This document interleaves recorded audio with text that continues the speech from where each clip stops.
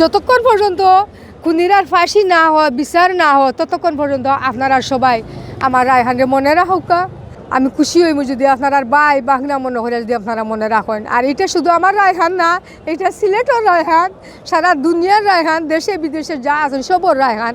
কারণ আমার রায়হানের মতো আরও অনেক আছেন। সবাই কোন সময় কোন গজব আইয়া উপরে উঠবো, এইটা কিন্তু একটা গজব মনে হইতেছে। কারণ পুলিশরা নিজেরা করছে, এটা আল্লাহর গজব না, এটা খুনিরার গজব, পুলিশার গজব। এই গজবের সময় খেয়ে কোন সময় কপ্পলে পড়বেন তার কোনো নিশ্চয়তা নাই। তাই আমি চাই আপনারা সব সময় আমার রায়হানের প্রতি, রায়হানের কথা মনে করে আপনারা সেফ থাকতা, এই সেফের কারণে আপনারা সহযোগিতা করা। আচ্ছা, আজকে আমার রায়হানের 3 মাস 2 দিন হয়ে গেছে। আমি এখানে আজকে আইছি যে আমি তো 3 মাস 2 দিন পরে আমি অপেক্ষা করলাম, এখন পর্যন্ত কোনো চার্জেস হয় নাই, কোনো আইনও কোনো তাদেরকে দাঁড় করায় নাই, কোনো আইনের বিচার কোনো কিছু আমি সমাধান পাইতেছি না। তাই আমি আজকে শুনলাম যে আজকে নাকি রায়হানের খুনিরা বেল নিতে জন্য, জামিনের জন্য আবেদন করছেন, এরা জামিন নিতেছেন। তাই আমি আজকে আইছি, একজন খুনি ওইলে তার জামিন হয় না, অথচ এইখানে প্রায় 8 জন খুনি কোনো আফসায়া নাই, স্পষ্ট ভাষায় দেখা গেছে তারা নিজেরা খুন করছে এবং তারা নিজেরা স্বীকার আইছে যে তারা নিজেরা খুন করছে। স্বীকার হওয়ার বাদেও তারা জামিনের জন্য আবেদন করে কেমনে আর জামিন পাওয়ার আশা করে কেমনে।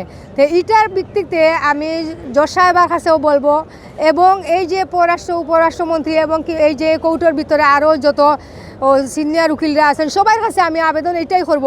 আমার রায়হানও ছিল একজন রক্ত গড়া মানুষ। আমার রায়হানরে কোনো আইন নাই, কোনো ইস্যু নাই, কোনো ওয়ারেন্ট নাই, তারে নিয়ে তারা জায়গা 2 ঘন্টায় মাত্র 3 ঘন্টায় তারা আমার ছেলেরে মারি লেছে। এখন কিভাবে মারছে আমি জানি না, একটা গরু জবাই দিলেও মনে হয় না 3 ঘন্টা তারে দস্তা মশা করা লাগে, কিন্তু আমার ছেলেরে যেভাবে 3 ঘন্টা মাত্র মারি ফেলাই দিল। অত চাক্ষুষ প্রমাণ পাওয়ার বাদেও তারা কেমনে তারা বেল লওয়ার চিন্তা করে বা কেমনে এই জজ সাহেবা কিংবা উকিলরা বা আইনজীবীরা বা ব্যারিস্টার সাহেবরা তারে বেল দেওয়ার জন্য তারা কিভাবে তার পক্ষ ইয়া লড়িয়ে যায় আমি চিন্তা করি পাই না। কারণ তারা একবারও চিন্তা করে না খুনিরা আজকে যদি খুনিরারে ছাড়িয়া দিলাই, রায়হানরে মারিয়া তারা হামাইছে, যখন বাইরে বাইরনি বাদে হয়তো আরও কত রায়হান এইভাবে মারা যেতে পারে। আর যারা এইরকম কাজ করতেছেন তাদেরও বাচ্চা কাচ্চার জন্য নিরাপত্তার প্রয়োজন নাই, প্রয়োজন আছে। এবং কারণ আমার যেরকম প্রয়োজন আছে আগামীতে আপনাদেরও প্রয়োজন আছে নিরাপত্তার। এই আজকে যদি তাই বেল দিলেন, আমাদের জজ সাহেবা যদি বেল দিলেন বা সিনিয়র উকিলরা যদি তার পক্ষে লড়িয়া বেলটা লইলেন, তে উনারা চিন্তা মাথায় যেন এটাই রাখেন আমি এতদিন শান্ত ছিলাম, এখন আমি অশান্ত হওয়ার আগে সারা সিলেট জনগণ, সিলেটবাসী অশান্ত হয়ে দাঁড়াইবে।